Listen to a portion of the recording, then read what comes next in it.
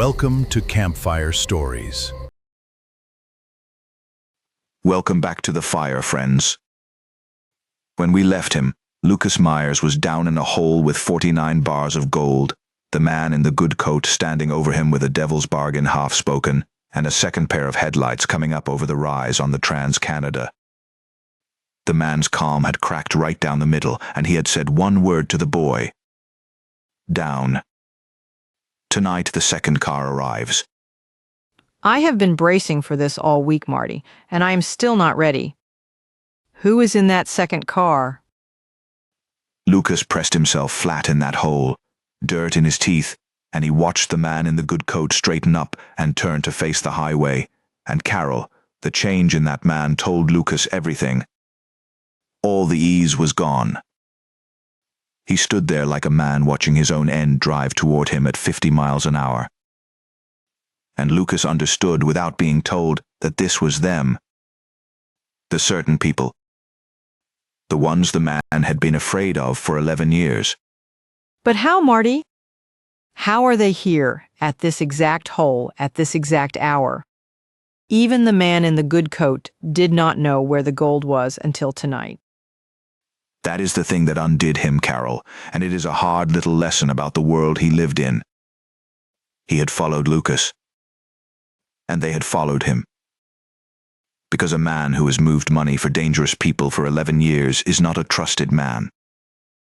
He is a useful one, and there is a difference, and he had forgotten it. On a job this size, they were never going to let their recovery man walk out to the edge of the country alone.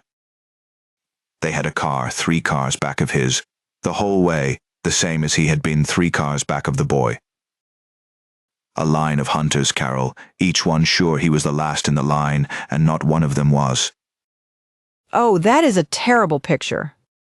Everybody following somebody and the boy at the front of it thinking he was all alone.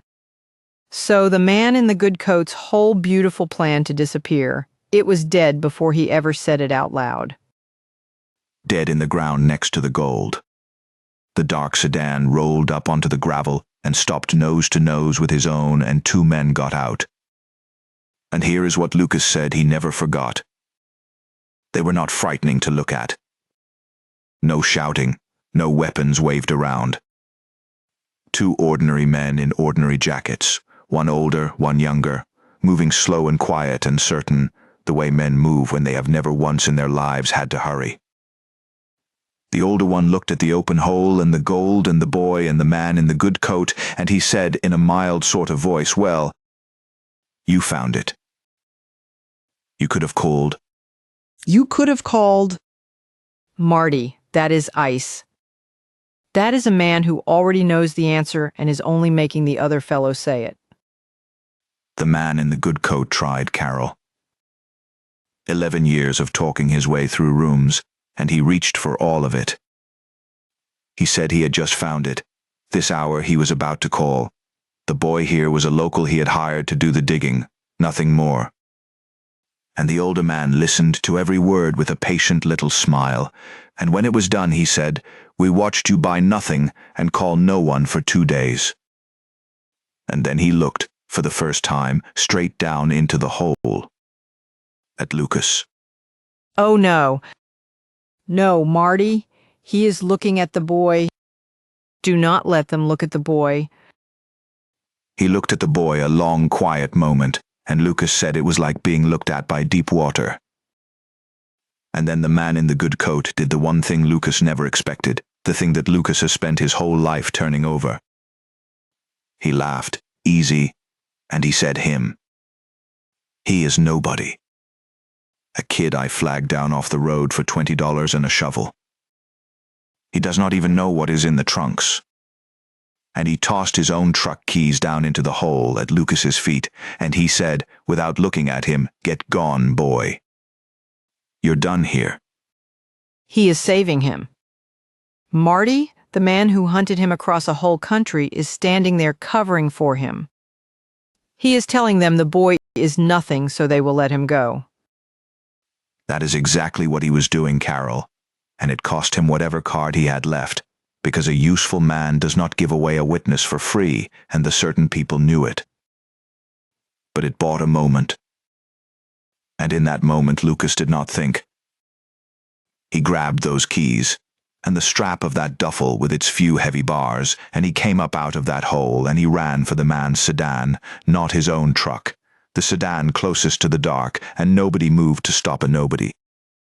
He got the door open, and the engine turned, and as he did, he heard the older man say, mild as milk, to the man in the good coat, "All right.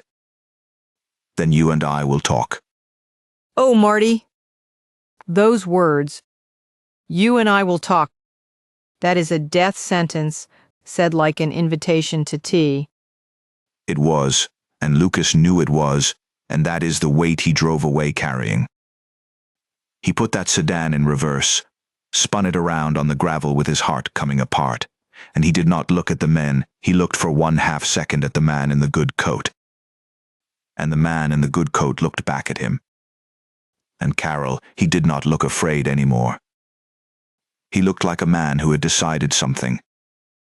And in that 1/2 second, as Lucas dropped it into drive, the man crossed the gravel fast and leaned right into the open passenger window close, and pressed something small and hard into Lucas's hand on the wheel, and said 6 words, low and quick, just for the boy. Then Lucas hit the gas. 6 words. Marty, what did he say? What did he put in his hand? You cannot do this to me. What he pressed into that boy's hand was a small brass key, the kind that opens a safe deposit box, worn smooth from years in a pocket. And the 6 words, the last words Lucas Meyers ever heard from the man in the good coat, were these: "It is the only thing they fear." And then the boy was gone, tearing down that access road with the headlights off and the gravel flying, out onto the Trans-Canada, west into the black, with a brass key in his fist, and 2 dead cars and 3 men behind him at a hole in the ground. A key. He gave that boy a key and told him it is the only thing they fear, and then sent him into the night. Marty, what does it open? What is in that box that frightens people who frighten everyone? Lucas did not know, Carol. He drove 90 miles an hour into the dark, not knowing, with that key biting into his palm, and behind him the men and the gold and the man who had, at the very end, chosen to be something better than what he was. Lucas got away that night.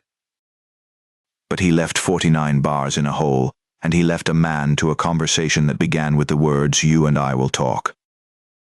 And he carried away instead 1 small brass key and a sentence he could not yet understand, and both of those things were going to shape every year of his life that came after.